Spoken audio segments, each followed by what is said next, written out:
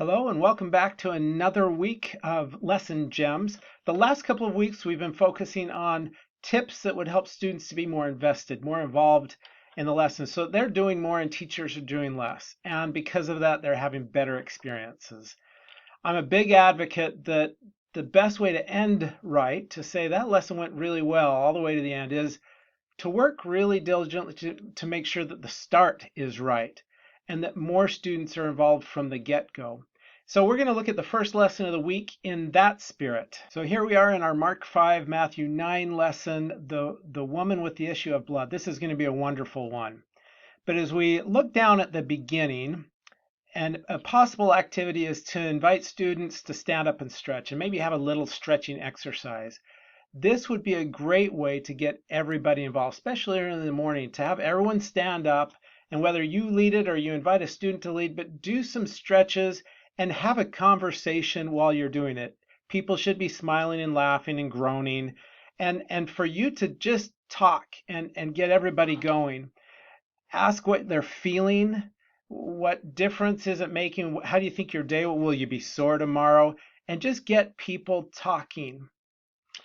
Then we're going to move towards how do you think regular physical stretching could benefit you?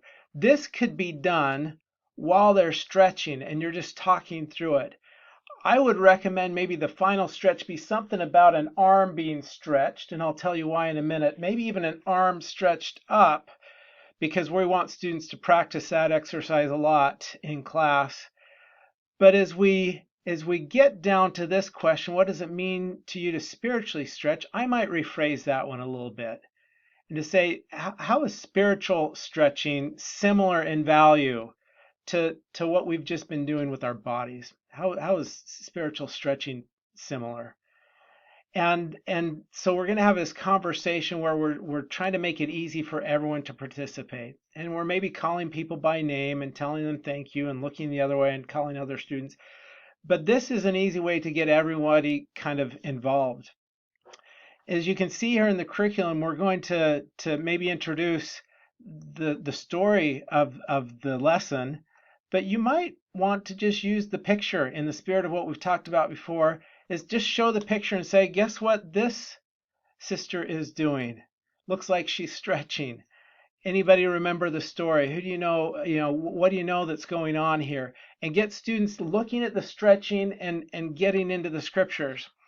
Then if we want everybody to get involved, our first search is 2 verses looking for the woman's condition and her needs. I might recommend right here we do a quick find and mark. And so we're going to say, I'm going to give you 30 seconds. I want you to find and mark verse 25 and 26, everything you can learn about this woman right here. Mark, set, go.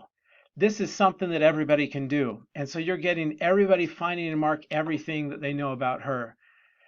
Then our next search, you can see, is a couple more verses. We can do another find and mark here. Would you find and mark everything she does to receive the Savior's help, the benefits of those spiritual stretches? As you go along, you can use the picture repeatedly, and you can say, when you find an answer, let's have you stretch your arm again. We started the lesson, let's keep stretching. But get students moving and keep alive this idea that we started by moving and doing things together, and we're going to keep moving and doing things together throughout the lesson.